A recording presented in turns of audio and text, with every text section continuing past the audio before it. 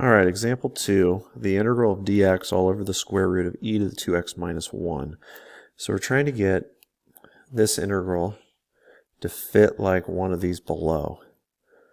And right now it doesn't fit any of these. I guess it's closest to number 1, but number 1 you have the square root of a squared, which is a constant, minus u squared. This is a function. So this is e to the 2x minus 1. So you've got the function first and then the constant, and it's not even squared. So another way to think of e to the 2x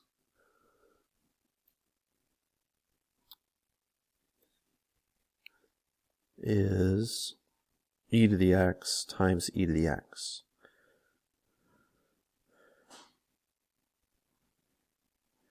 So let e to the x, let u equal e to the x.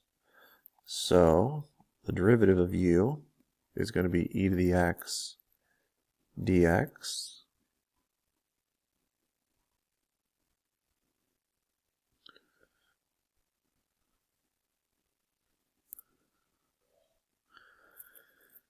All right, so then let's think of this down here. Let's think of this as being d to the x. This is e to the x times e to the x minus 1. And we could think of this as being du over e to the x equals dx. So let's see what we got here. So we have, and notice that since e to the x is equal to u, I can rewrite this as du over u. So this dx, I can make this du over u. E to the x times e to the x, that's going to be equal to u squared. So u squared minus 1 squared. So now this looks like this guy, where this is going to be equal to 1 over a, which is 1, arc secant of u all over a, which is 1 plus c. And for our particular problem, u is e to the x plus c, so that would be our answer for that one. That's a tricky one. Let's try number 3.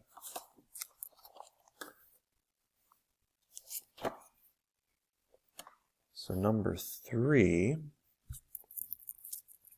going to start off by rewriting this integral as x over the square root of 4 minus x squared dx plus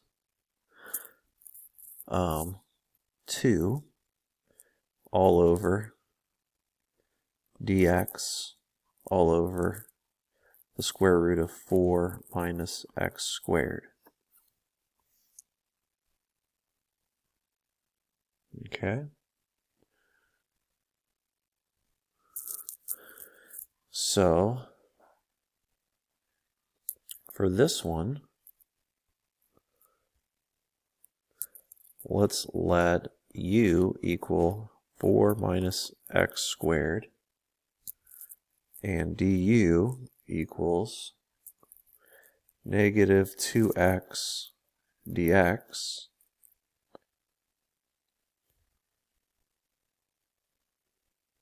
Okay, so I can make this du over negative 2 equals x dx. And now, for this guy, the x dx, that's going to become du over negative 2. So du, and I'll make this 1 over, I'll make this negative 1/2 all over, that's going to be u, square root of u, which is equal to 1/2 the integral u to the 1/2 du. Now I can find the antiderivative, so it would be u to the 3/2 times 2/3 times this negative 1/2. So this is going to be plus c. So this would be negative u over 3 to the 3/2 plus c, where u is 4 minus x squared to the 3/2 power over 3 plus c.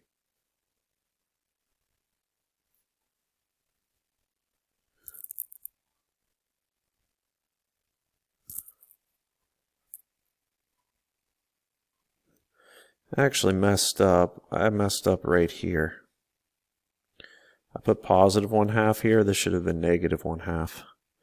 So let's fix that. So negative 1/2 all over u to the negative 1/2 du. Integrate it. It's going to be u to the 1/2 times 2. And I still have this negative 1/2 out in front, plus c equals negative 1 or negative u to the 1/2 plus c, which would be equal to negative u, which is 4 minus x squared to the 1/2 power plus c. Okay? So I got one part of it. Let's do this part. This part here, this is going to be this rule here.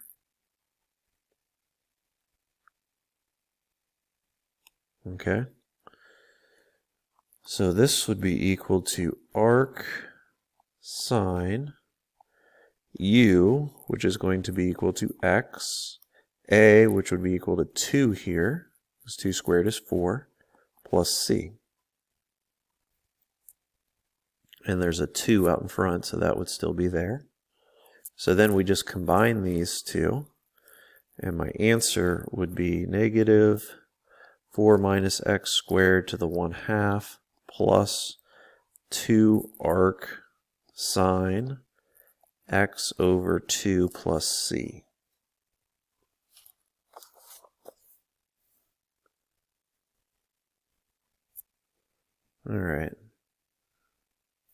All right, number 4, we got the integral of dx all over x squared minus 4x plus 7.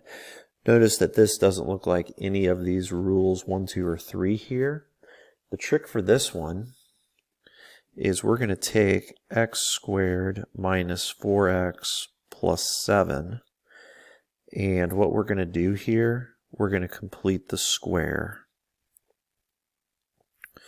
Okay, so what I'm going to do, let's say that this is just equal to y for right now. Okay, to complete the square, what I'm going to do, the first thing I'm going to do, I'm going to move 7 to the other side. Okay, then I'm going to plug in c. So if I add c to this side of the equation, I got to add c to that side of the equation. To find c, you're going to take half of this linear term. So take negative 4, divide it by 2, and then square that. So this would be negative 2 squared, which would be 4. And then everywhere there's a c, you're going to replace that with 4.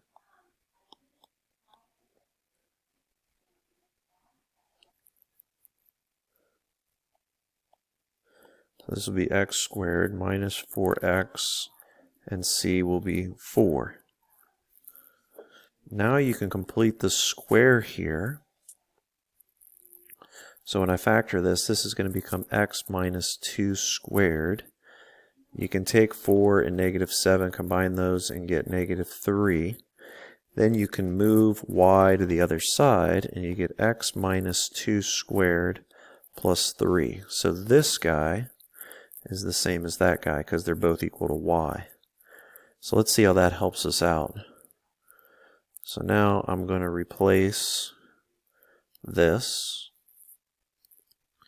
with dx all over x minus 2 squared plus 3. So now this guy is pretty close to this guy. You can think of this as being dx, and then you can think of this 3 as being the square root of 3 squared plus x minus 2 squared. Okay, and we're going to let u equal x minus 2, where du is going to equal dx.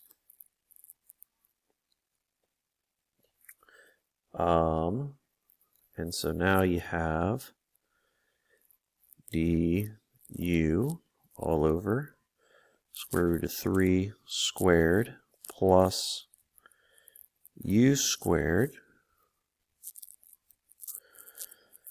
And then let's see, we're going to use this rule here, so it's going to be 1 over a, which is the square root of 3 arc tangent of u, which is x minus 2, all over a, which is the square root of 3, plus c.